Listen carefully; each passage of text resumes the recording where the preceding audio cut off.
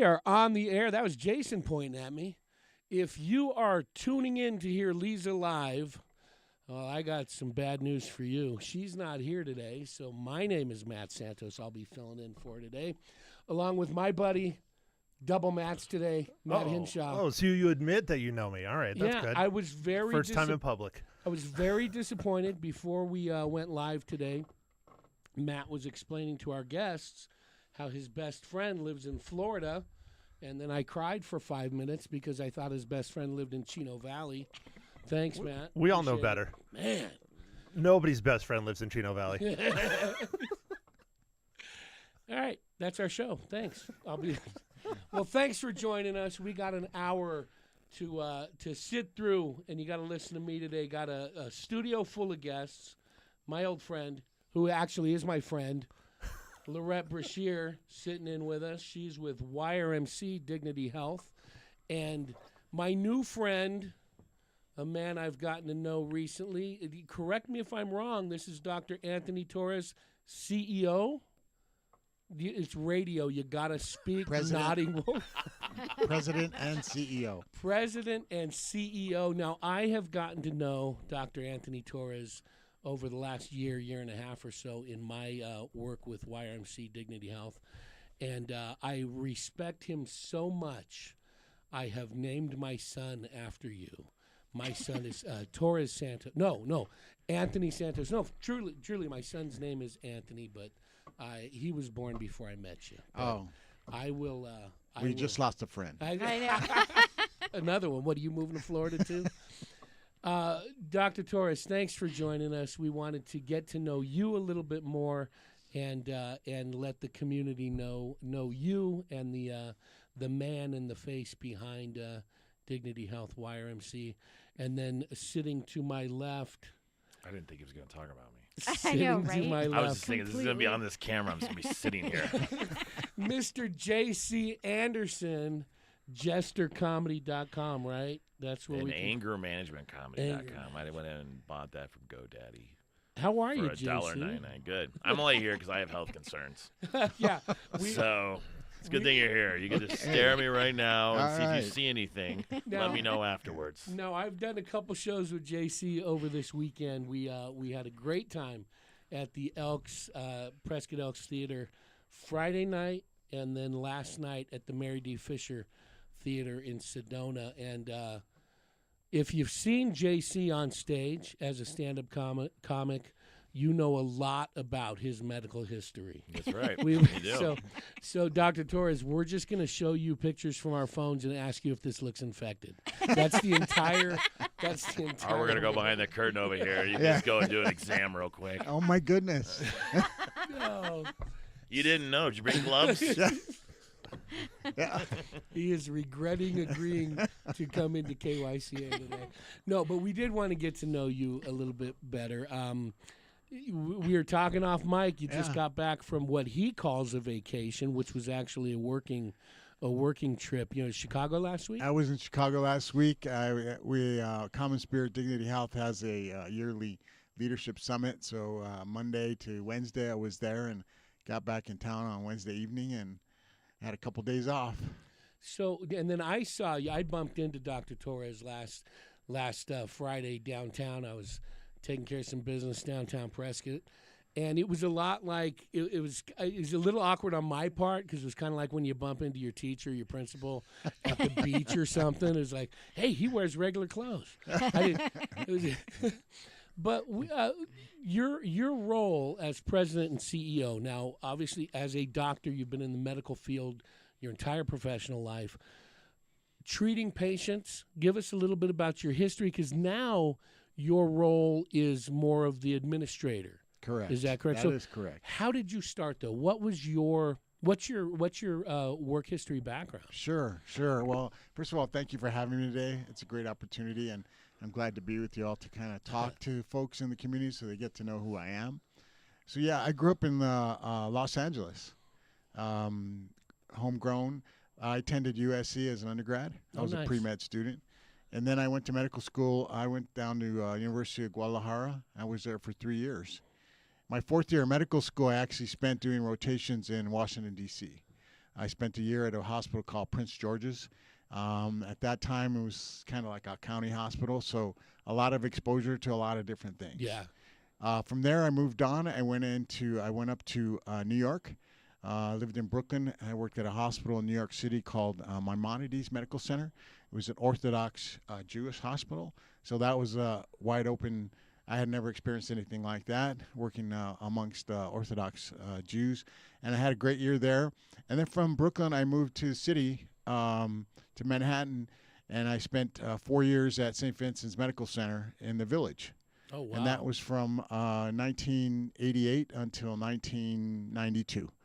I was there at the height of the AIDS epidemic, and that was a very, very trying time. Yeah, I could imagine. Very trying time. It was a huge hospital, 800-bed hospital, and you can imagine, the heart of the gay community was in the Village. Yeah. And St. Vincent's was actually the heart of the Village. And I had a wonderful experience there. I learned a lot about taking care of people and learned a lot about death and dying. Yeah. And so I finished there. I was a chief resident for a year. And then I moved on. I did a sports medicine fellowship in St. Louis, Missouri. So I went to St. Louis after New York, and that was a big change. New York City to St. Louis was it's like when you're skiing, and you hit the sludge, and then you just like stop.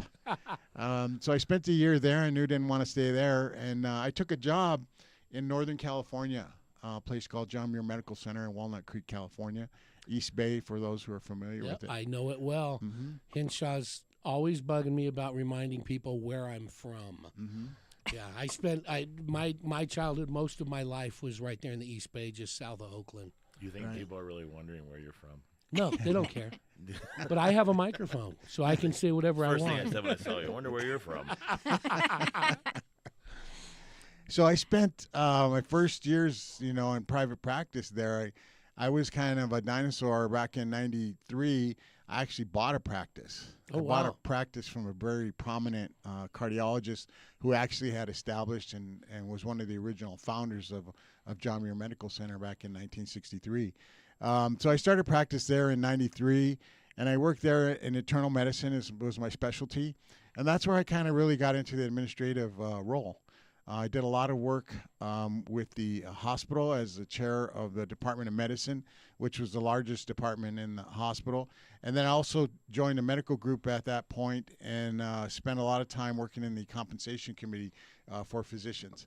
And at that point is really where I learned a lot about, the administrative side of medicine, really the payer side, working with a lot of insurance companies and different type of payers. And in 2006, it got too crazy for me there in the East Bay. All the tech people moved up there. Silicon Valley people moved up there. It was too kind of snooty for me, and I needed a better quality of life. Yeah. So at that point, actually cold called YRMC back in 2005, and I asked them, "Do you need any doctors in your community?" Now, were you wanting to get back into the patient side, or were you looking to keep an advance into the administrative side that you'd been in? Interesting question. Yeah, I had become so frustrated with the administrative side of the hospital management and the employed physician group at John Muir. John Muir was a very affluent community. Yeah. And made a lot of money, and they weren't really fair with the physicians. And so I didn't feel like, the rat race and the challenges living in the community, and then within that administration, I decided that's not what I want to do for the next 15 or 20 years. So I decided at that point that I wanted to have a better quality of life is what I was looking for. Yeah. And that's how I landed in Prescott. When we, as the general public, from the outside looking in, we view hospitals and healthcare strictly from how are the patients treated, how are the general public treated. But as your history points out, going through the start of the AIDS pandemic and dealing with the patients, we as the public don't often think about, what are the healthcare providers, the professionals, the doctors, the nurses, what are they going through? Because all of that emotion that the patients are experiencing, of course, can be very traumatic, but the impact that has on the staff, on the doctors, to when they're treating those patients, we don't always think about how they're affected by that. So having your history of going through that as the frontline worker, now dealing with those as an administrator for that staff and for those professionals, to be able to take care of them and make sure they're taken care of. That's a side of the business that the general public usually doesn't take into consideration. So, that's really a great comment, and I actually I had like a renaissance with the COVID pandemic. So back in the 80s, when HIV came about and we didn't have any treatment for it, everybody was panicked. Yeah. And so here you go. We're all kind of, in our 20s. We got to medical school. You've done all that stuff, and now you get out into a residency program, which is really kind of learning on the job.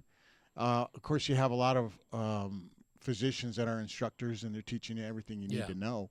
But to your point, just to give you some context, in those days, there were no universal precautions. We didn't wear gloves. We didn't wear masks. We didn't wear gowns. In my early year as an intern, I got stuck multiple times with needles. Oh, wow. From patients who had HIV. Yeah. And I was traumatized. And at that point in time, you didn't want to get tested because if you remember, people who were HIV positive were kind of shunned. The employers didn't want you. Nobody wanted you. You kind of had this scarlet letter. And at that time, I had a friend who was working at Mount Sinai in the lab, and I needed to get tested. And I called him and kind of really did it on the down low. And I was tested, and that was kind of the most awful 2 weeks of my life. Waiting for the results to come back. And at those days, even if you tested early, you had to keep testing because it could take a few months before you turned positive. So there were really, really a lot of traumatic experiences going through that. And a couple of our my colleagues actually committed suicide in their second or third year because they couldn't just handle not just the level of training. We spent 36 hours in a row every third night on call. Yeah. So that was, and then learning about death and dying, that was the hardest part. When we think of those first responders, the first line, often, especially here in the Prescott area, because of our history, we think police, fire. We don't always consider those healthcare providers at the hospitals, in the ERs. So in my working with Yavapai, I've been working with Lorette and doing some things in the marketing and promo side. I've gotten to know a lot of the folks there. And you coming from being raised in a large metro area, in the LA area, and then your schooling, and then obviously Manhattan in New York City and even the Bay Area, transitioning to what we would look as a smaller community, Prescott, Yavapai County. Yavapai Regional Medical Center is an institution here. Lorette, what are we on, 80-year anniversary coming up? Yeah. It is an institution here. And now with the transition in recent years with Dignity Health, Common Spirit coming in, what are some of the challenges that you as an administrator have faced to come into a community that this was a community hospital that now has the backing of the larger corporations? What are some of the challenges that you've been dealing with to still serve the community in the fashion that they've looked to for Yavapai Regional over the decades to continue that? Sure. And, when I came here in 2006, and when I came here, I felt like the healthcare system was 20 years behind the time. Yeah. And we're still behind the times, we're catching up, but it's, to your point, it's really, it's an evolution of what's happening here. My experience as a physician and everything I bring behind me, plus my administrative, gives me a different lens as a CEO. And it really, really focuses on, people ask me, well, why did I leave practice? I spent 25, 26 years in private practice or employed practice. I felt like this was my opportunity with my knowledge to really bring a higher level of healthcare in a system to our community that has never been here before. Yeah. And joining a bigger organization is exactly what brings those opportunities are what's going to happen for us. And that's kind of what I'm working toward, is to really bring the level of services here. They're going to be high quality. You can count on and trust your local community hospital. And we have the backing of a much larger corporation that's going to bring many other opportunities. One of the things that I've noticed walking through the halls of both East and West Campus and some of the clinics is we are seeing, while it is that large corporation, we're still seeing the staff that are our neighbors, our Little League coaches, our folks that we see in and out of the community. So that balance between bringing in those higher end services like, and we'll talk about this after the break, the robotic surgery that is flourishing at Yavapai, and still keeping that community-based service. That's a fine line to walk, and we see you doing it very well. We'll talk a little bit more about that. And after the break, we'll come back and talk with JC and find out what shows he has coming up. Yeah, and then we'll look at that. Comedy. We'll look at that abrasion you have and see if you're in for some problems. We'll be right back after these messages on KYCA Radio.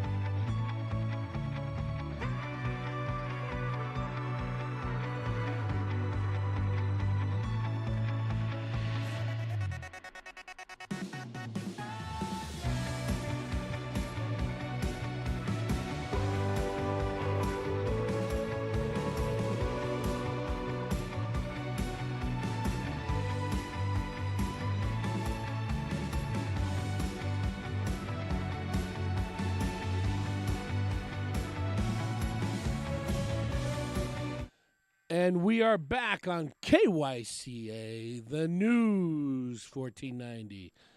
JC Anderson, tell folks where they can find out about you and like your just upcoming weird shows. Transition I from know. this medical background. No, because we're going to get into your medical The doc history. was in business when I was still in 6th grade. I visited the hospital quite a bit just to get into that. When I grew up, I went to the hospital probably on a weekly basis because Oh my gosh. I was 3 brothers and a sister, and Oh, we lived yeah. out in Phoenix. We went there a lot. And my mom was actually our doctor. She was like a Civil War veteran. She treated us as though if we needed to go to the hospital, we had to be basically almost dying. Other than that, 'cause we lived pretty far away. We had to live in. But one of the stories I have about in a hospital, I woke up during a colonoscopy. Is that common, Doc? Can you just tell me right now? Is that a normal? No. Yeah, That's it wasn't. It didn't common. feel normal. And the doc tried to make it sound like it was normal. He was like, no, it happens a lot. No, it doesn't. I don't think it does. No one's ever said it does. But anyways, I do comedy up here. I do it at the Elks Theater. And thanks to Liz at Elks Performing Arts Center, we do, that's right, Performing Arts Center. I don't want to say it wrong. She'll call me. We do shows there on once a month. We just had a show. Matt ruined it. But it was a good show after that. Matt usually gets everybody upset, and then we make them happy. So it's like I just make the rest of expectations are low. I make the rest of the comics look better. See? Yeah. But I turned 50, so a lot of my comedy now is about my medical conditions. Like I told you earlier while we were talking during the break, that my doctor goes to my shows. So when we go do my physical, we usually talk about 20 minutes about my comedy and then 5 minutes about my physical. So, but I also have a show coming up at Cliff Castle Casino on November 14th. Yeah. November 14th, with a guy named Robert Mack. He can see him on Dry Bar Comedy, which is very common here in this community because it's older. And then after that, we do shows at Sedona. And then that's November 17th with him. And then in January, the new year, we have a guy from Las Vegas coming to the Elks Theater. Awesome. Hasn't been confirmed yet, but Nice. Liz said it is open, so we'll be bringing Carlos Rodriguez. But I Very put Matt on the shows because that's his therapy, is what he says on the stage. Right. And doing this. So afterwards, we go talk, and then Matt cries. And but thanks for that. Okay, thanks for that. I'm glad I came in for that. Couple seconds. I do want to talk to the doctor later, though, because my foot. Now, JC is a brand new grandpa too. Oh, congratulations. What, a month ago? Yes, Congratulations. Month ago. Now, you just turned 50? No. No, how 50? Why do we talk about that? Because it was 52. Fantastic. I was having lunch yesterday with my family. The one day a week they talk to me, and I was showing my son and my wife a little video that JC has posted of his grandson, who's cute little, gorgeous little boy, and my son, who's named after Dr. Torres, he's 15 years old, started laughing, and he goes, "I can't believe JC's a grandpa. And he's not that much older than you." Well, in all fairness, I loved it. Fairness, Matt never lets his son out of the house. So his son has no idea what civilization is. One time I came out there, he's like, "What is this bright light in the sky?" And I said, "It's the sun." Shut up and play with your sticks. But as he got older and became a teenager, he at least let him out of his cage. Yeah. This So And we're lying, so don't go to Matt's house. Please don't show up at Matt's house. Hey, tell us a little bit about this weekend. We did have a lot of fun with Darren Rose. Comic So there was out a comedian. We brought in a comedian from Canada, which is the second time I brought in a comedian from Canada. And it's a lot of fun, but pretty stressful for me because they got to fly in, do all this stuff to get here. They can't just drive here. And this gentleman I met in California, he is actually an actor. You may have seen him on Letterkenny, which is like a popular for younger guys. And then he's also on a show. It's like a Canadian show. He's also on a show called Home Sweet Rome on HBO Max. And he agreed to come out and do comedy. And then when he came out, I think he's not going to come back. So the best show, though, was the Elk Show. And the last two shows, the Sedona show was a little light, but it's a great theater. I love the Sedona venue. And then the Flagstaff show was great, too. But we didn't get the crowd like we thought we were going to get. So, but he's on his way back right now. He might be listening to this radio station on whatever. On the 1490 social and medias. 103.5. Not in Canada. Oh. Social No, media. he's driving to Phoenix now. So it was a great show, and Matt ruined it again because Matt kept having to try to put himself on the show. He's like, "Can I get on now?" I'm like, "Gosh, man." I didn't feel bad for his mental health because isn't it Mental Health Wellness Month? Not yet. Not yet. No, that but was- when it it's does always come, Mental Health Month. So we had to help Matt out.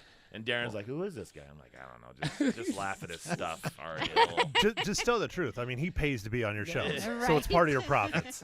Now I know the conversation that happened after I left. This is nice. It was during while you were there. You just weren't paying attention. You were watching that bug on the wall going, that's interesting. All right, forget about JC. Yeah, Lorette. thanks a lot. Lorette, How's it what's going? going on with your end? Great. A lot of good things happening at Dignity Health YRMC. So we've got quite a few things that are going on. It is Engineering Week, so a shout out to all the engineers out there. We also have a Respiratory Care Week. I could use that because, as you can I tell, my figured. voice is Yeah. not the greatest. Allergies, man, kill me. I got to get rid of them juniper trees in my yard because it's just wrecking my respiratory health. It See, is. you never believe that. He I has a know. cough for like 3 weeks. He's like, allergies.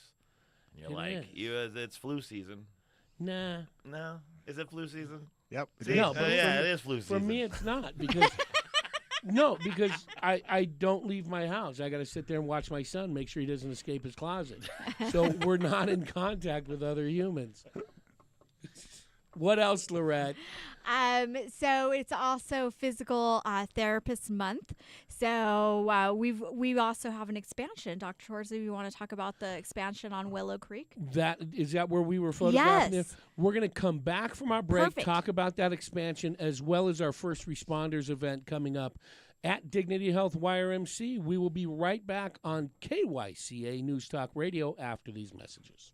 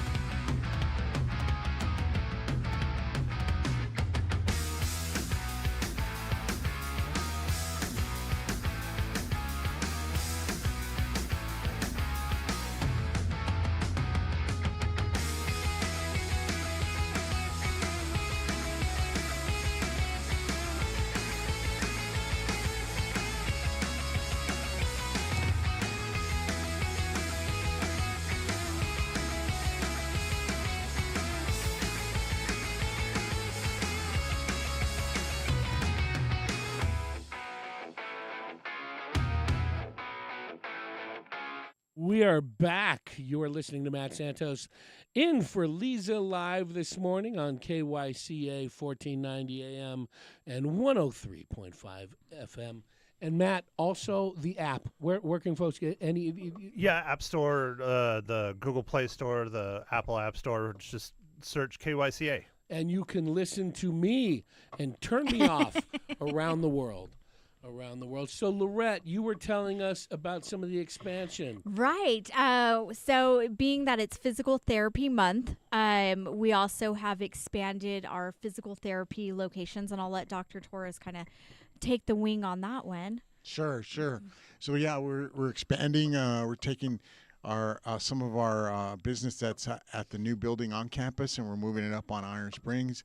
New equipment to try and increase the availability of more physical therapy, occupational therapy appointments. No, we got a chance to visit there a couple Yeah. weeks back, Lorette and I, to capture some images and some pictures and stuff for the marketing purposes. Really nice facility over Yeah. there.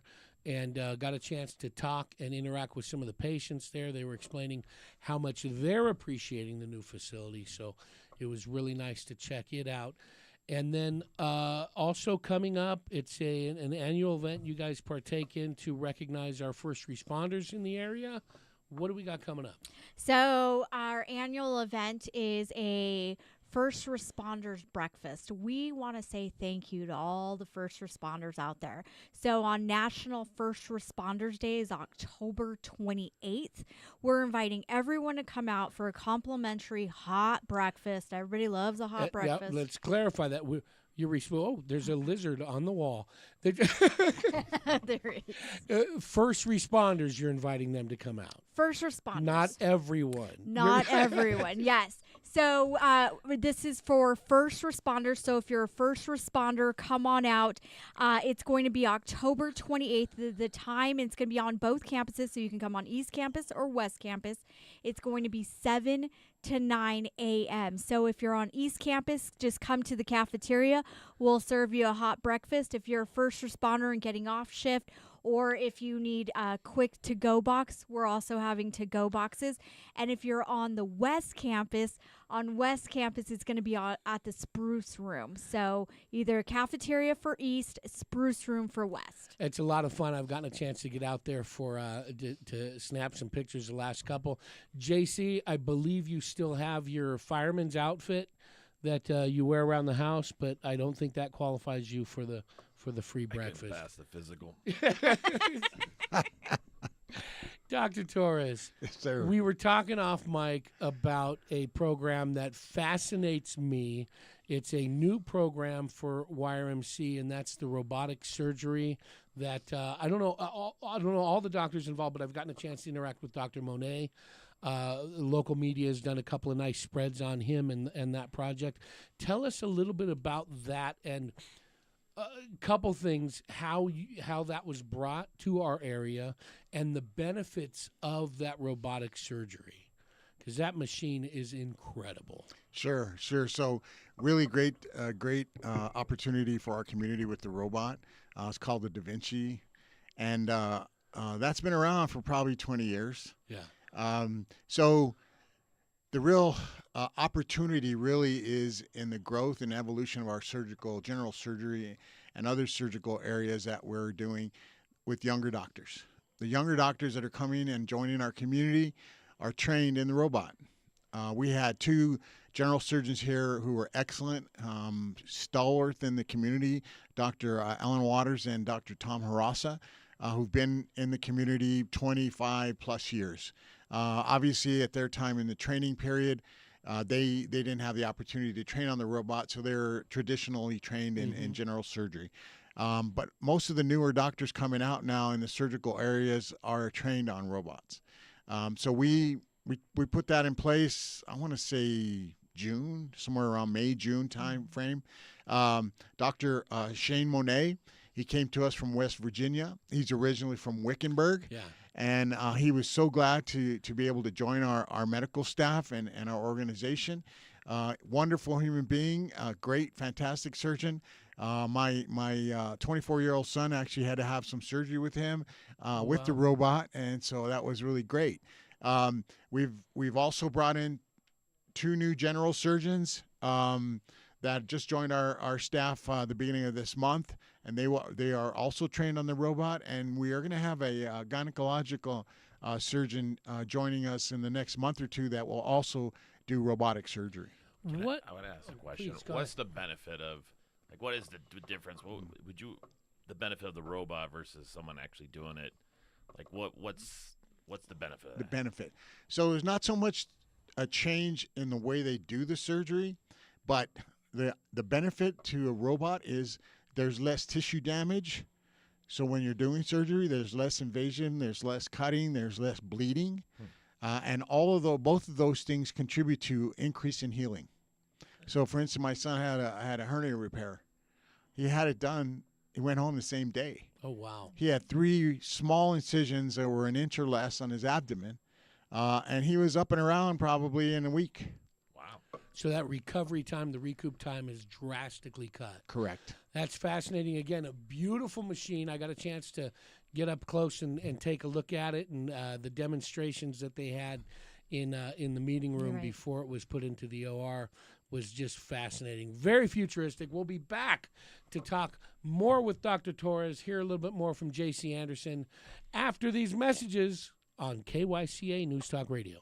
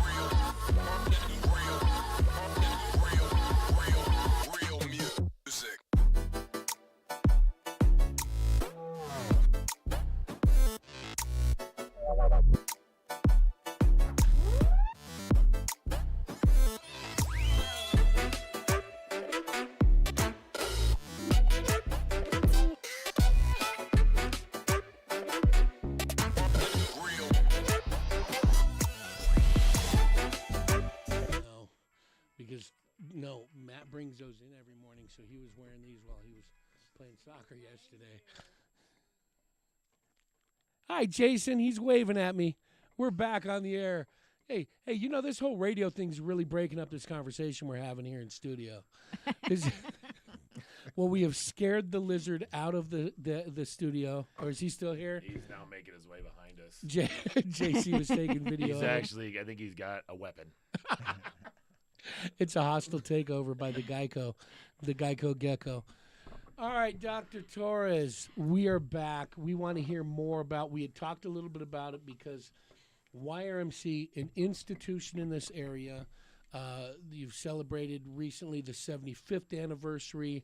They interviewed a lot of folks in the community to talk about their experiences over the decades.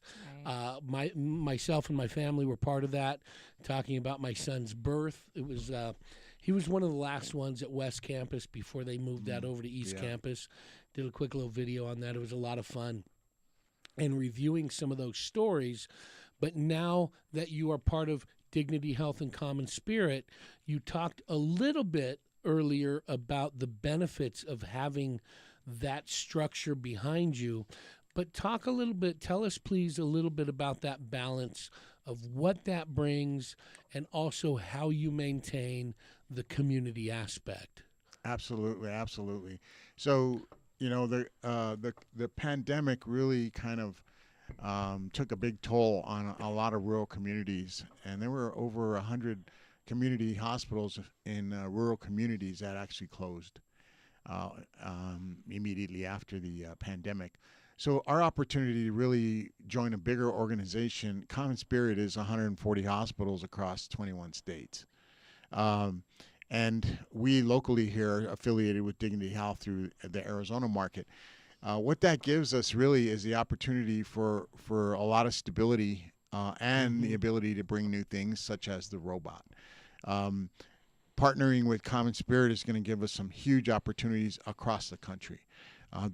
Common Spirit and all the hospitals do the most open heart surgeries of any organization in the United States, just to give you one example. And those are the folks that we're really working with. And really, the meeting I was at last week really talked about how do we leverage that strength with all the national markets and hospitals we have and bring it to local communities like us. Mm-hmm. And that is really going to be the strength of what we have here in Arizona. We obviously have the Barrows Institute, which is internationally renowned in neurosurgery. We also have Norton Thoracic Institute, which is the second largest lung transplant organization in the country. So those two areas are going to help us. In addition, we have the strength of other areas that are going to really kind of move over and help us here in our communities. That's really going to be the benefit. The challenge is, I took this job as a CEO really to continue to build the healthcare system here in the Tri-City, Quad City area. I want it to be top-notch. I want it to be the things we can deliver here should stay here so people don't have to travel to Phoenix. Yeah. Okay? And they can trust that it's going to be high quality with our association with Common Spirit and Dignity Health. The part that I'm really working with is really not losing our identity of who we are. And I tell our staff frequently in meetings, I said, you know what? Every day you walk through those walls, you come here, you want to do a great job. It's about taking care of your parents. It's about taking care of your neighbors, your children, your teachers, your policemen. That's who we are. Yeah. And we're not going to lose that identity. And that's a huge focus for us. And it's really, really starting to show in the appreciation of people who come to our hospital who realize that that's the benefit of coming here. We know these people. These are the people you see at church, at the grocery store, at the movie theater, at the Elks Theater. These are the folks you take care of in the community. I have a lot of friends in the music industry here that I help a lot. Yeah. I see them. I have one example of seeing somebody in front of the emergency waiting to get in with his wife really sick. And he calls me and he says, "Can you help me?" Mm-hmm. Of course I can help you. So I get a lot of those calls where I actually would do that for people so that they feel like this is what we do in a community hospital. And it's really nice to see when I'm on the campuses where the local leadership, the department heads are right there working with ones, because in a larger metro, even the Phoenix area, which isn't it's not Manhattan, but even in those areas, you can kind of get lost in the mix. But as you brought out, when you come in to YRMC, you're dealing with the volunteers, which you have a great crew of volunteers that make those trips as less traumatic as possible, to the doctors and the leadership coming through. you're also going to see them, as you brought out, at the grocery store when you're shopping, when you're traveling about, which you don't get in a larger metro area. So even though you're part of a larger organization, the feeling here, the community here is very unique compared to even just a couple hours down the highway. So it's nice to see that feeling, that culture is still being encouraged and fostered here on our campuses and on the clinics here. And we got a good chance to see that a few weeks ago when the Lee Boulevard Clinic was opened. And many from the community were out just to check out, shake hands, tour the facility, and really get a feeling of what YRMC, what Dignity Health, what Common Spirit is to the community. We're going to come right back after these messages with a couple of more minutes before we wrap up the show on KYCA News Talk Radio.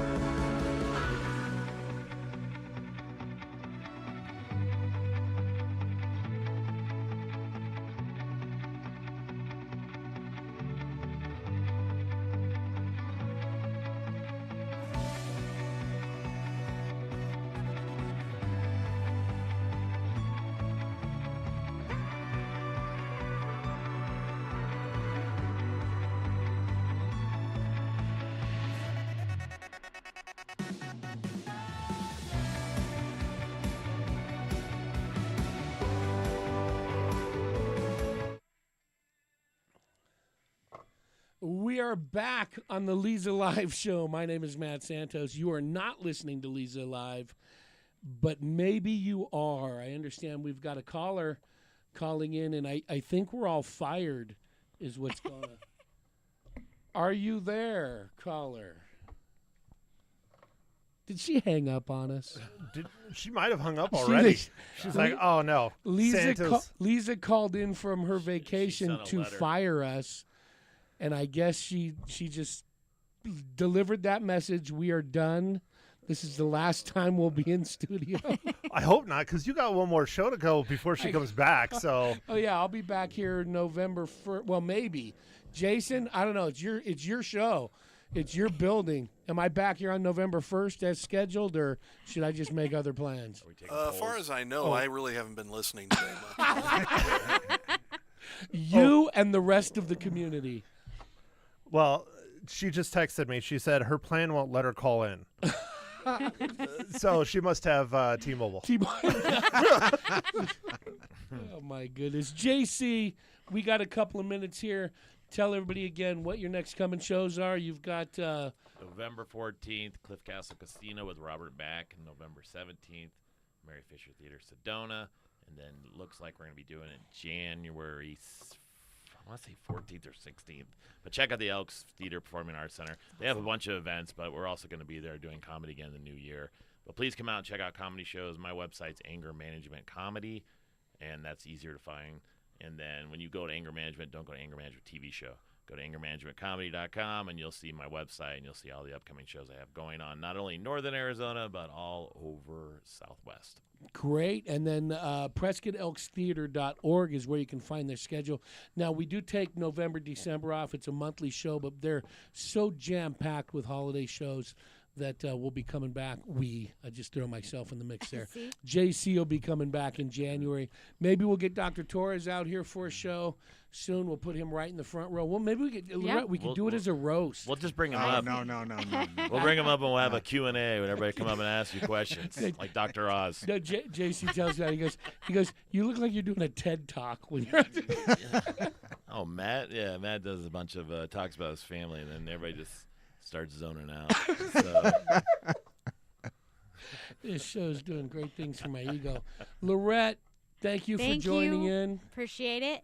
Good seeing you. Dr. Torres, always a pleasure to talk with you. I'll be cruising Whiskey Row, looking for you on Friday nights coming up. Anything you want to add before we cut out? Oh, I'd just like to thank you all for the opportunity, and happy to come back. And maybe next time,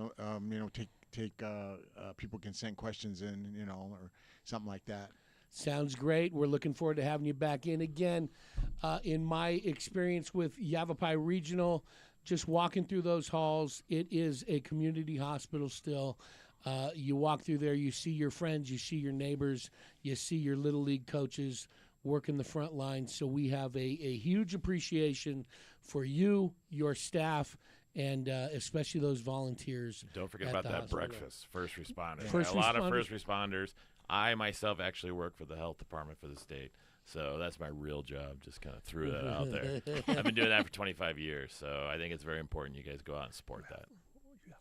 Lots of time. Yeah, we got lots. Why of are times. you whispering, Matt? Because I'm not trying to Tell talk us on the radio. You what- have 2 or 3 minutes That's still. fine. Tell us what's going on with you. Nothing. We've talked.